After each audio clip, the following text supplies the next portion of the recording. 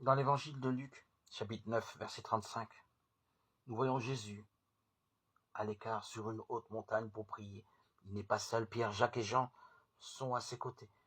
Seul avec le Maître, les disciples découvrent Jésus rayonnant de la gloire divine. Sur la montagne, Jésus est transfiguré. Dieu laisse entrevoir sur le visage de Jésus de Nazareth son visage de Père.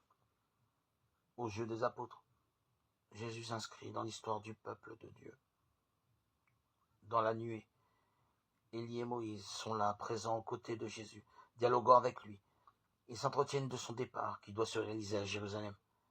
Moïse et Élie sont là, témoins de la longue histoire du peuple de Dieu pour attester que l'Écriture s'accomplit en la personne de Jésus, le Messie annoncé. Moïse rappelle la loi, alliance signée entre Dieu et son peuple. Élie rappelle la restauration de l'alliance.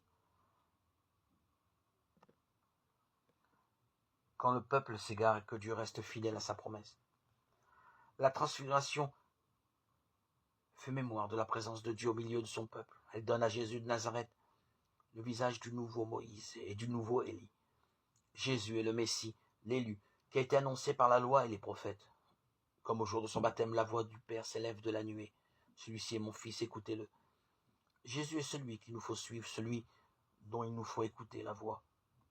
Notre marche vers Pâques est une belle occasion pour aller à l'écart, ouvrir les Écritures, écouter le Maître et le Serviteur. Dans la nuée, la voix du Père nous y appelle, elle nous y convoque.